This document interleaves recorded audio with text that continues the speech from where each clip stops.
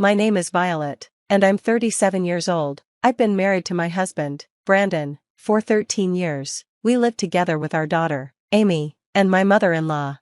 A few years ago, after my father-in-law passed away, we moved in with my mother-in-law. Unfortunately, it wasn't a smooth transition. Soon after settling in, she began constantly bothering me about dinner. "Is dinner ready yet? How much longer do we all have to wait?" she would nag, hovering in the kitchen and even sampling the food before it was done. "This pot roast is flavorless, just terrible," she'd complain. I'd respond, "I thought I seasoned it well." She'd scoff, "How could you have tasted it and still ended up with this? You're really bad at cooking. Brandon and Amy must feel so unlucky having to eat this. Poor Brandon, he must be struggling with such a useless wife. Now, hurry up and set the table." Despite all her complaints, she never once offered to help with dinner or any other chores. Instead, she relaxed all day while I handled everything. Ironically, once we sat down to eat, Brandon and Amy would praise the very meal she had criticized. "This is delicious," Brandon would say. "Yeah, Mom, it tastes great," Amy would chime in. Then, as if she hadn't just insulted my cooking, my mother-in-law would suddenly agree. "Yes, the seasoning is just right," she'd say, completely contradicting herself. Even though she constantly berated me when we were alone, she only spoke kindly to Brandon and Amy, likely to maintain their affection. "Violet is such a great cook," she would say in their presence. "She even took care of all the housework today, knowing my health isn't the best. She's such a capable wife, isn't she?" In reality, she simply forced all the responsibilities onto me. When I tried to deny her words, she kicked me under the table, hidden from view. Brandon, completely unaware of her true nature, would smile at me warmly, believing I was genuinely devoted to his mother. I felt completely bewildered. He adored his mom, especially after losing his father, and I just couldn't bring myself to tell him how she truly treated me. When we first moved in, Amy was thrilled. She adored her grandmother, and they spent a lot of time together playing and taking baths. As time passed, my mother-in-law's harassment escalated. One day, I returned from grocery shopping to find the house in complete chaos. "Mother-in-law, what happened? Why is everything such a mess?" I asked, startled. She smirked. "I was looking for something, and before I knew it, things got out of hand." It was obvious she had done it just to make things difficult for me. "Anyway, I'm heading out for dinner with friends. You clean up," she said before walking out the door, leaving me to deal with the mess. I ended up spending the entire day cleaning, unable to focus on anything else. When she got back, she glanced around and scoffed, "The laundry, dishes, and cleaning still aren't finished?" It was clear she had done this just to torment me. I clenched my fists, biting back my anger, and silently continued working. "Hurry up before everyone gets home," she taunted. "If Brandon realizes how incompetent you are, he might just divorce you." By the time I finished everything, dinner was running late. Brandon noticed and asked, "Are you feeling okay?"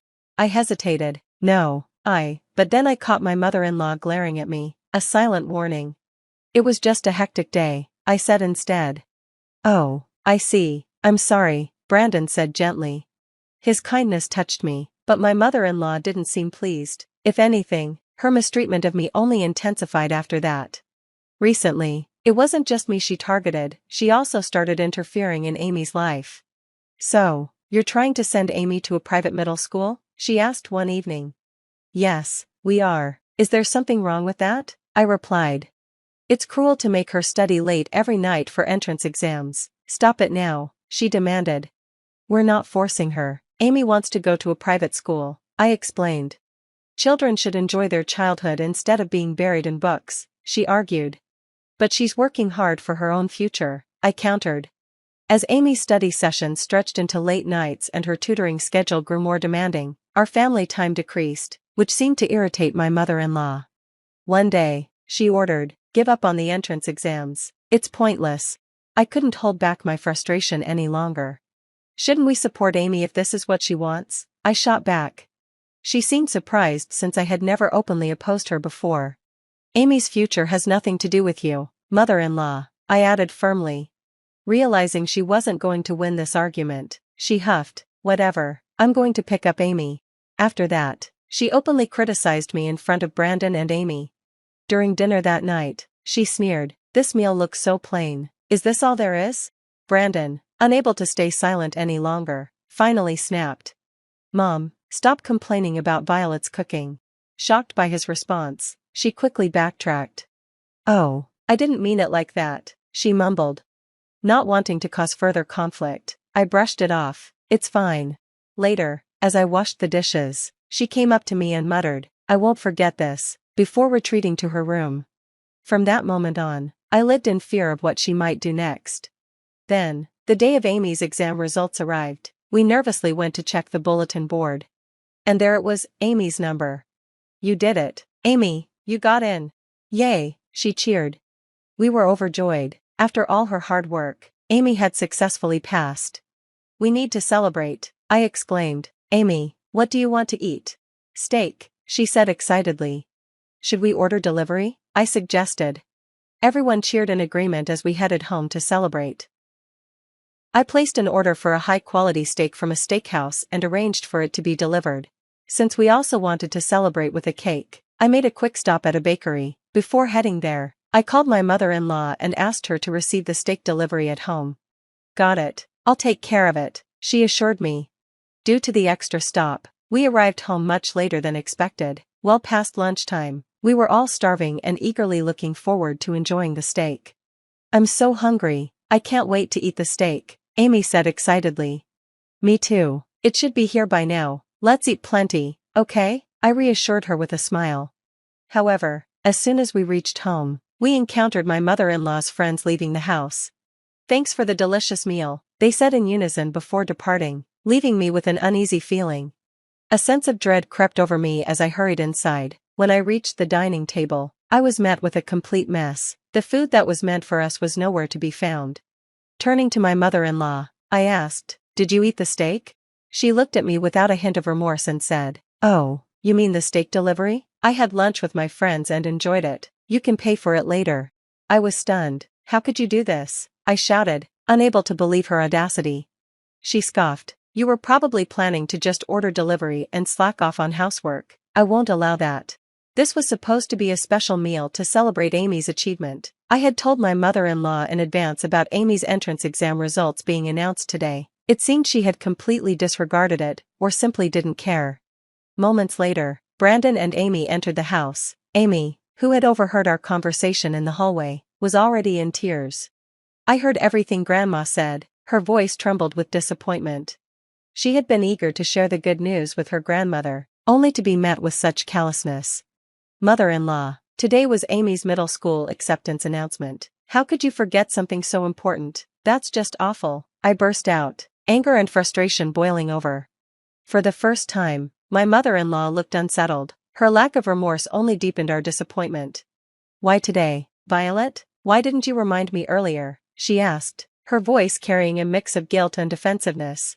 "I did tell you," I said firmly, my voice filled with exhaustion.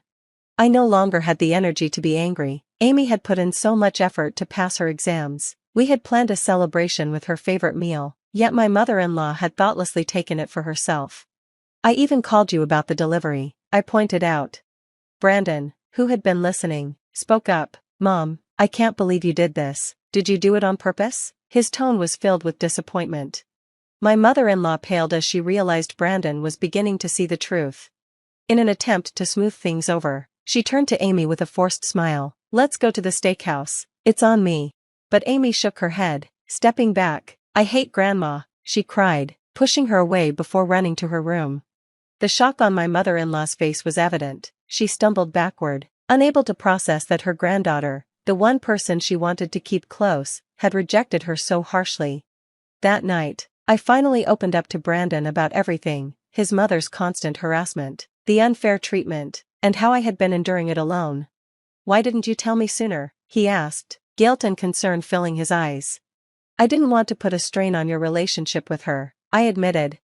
He let out a deep sigh. "I'm sorry, I should have noticed sooner. You don't have to endure this anymore." That's when Brandon suggested we move out. Amy, too, said she didn't want to live with her grandmother anymore, so the decision was made without hesitation. On the day we packed our belongings, my mother-in-law entered the room, looking desperate. "Are you really leaving?" she asked, her voice trembling. "Yes," I replied without hesitation. You must be happy to be rid of me, she said bitterly. I don't hate you, I admitted, but right now, I just need you to move aside. I have packing to do. Instead of leaving, she suddenly clung to me, tears streaming down her face. Please don't go. I'll apologize for everything. Just don't take Amy away from me, she pleaded desperately. Seeing her like that, I made a suggestion. We're moving to my parents' house. If you really can't bear to be apart from Amy, you can come with us. I knew she was intimidated by my father's strict nature, so I never expected her to agree. But to my surprise, she did. That's fine with me, she said quickly. Her desperation to stay near Amy outweighed any fear she had of my father. Brandon looked at me and said, if she causes any trouble, feel free to kick her out. And so, we all moved to my parents' house. From the moment we arrived, my father made it clear that he disapproved of my mother-in-law. He never confronted her directly, but his cold demeanor and strict presence kept her on edge. Whenever my mother or I asked for help with housework, she immediately complied, something she had never done before. Watching her sudden change in behavior almost made me laugh.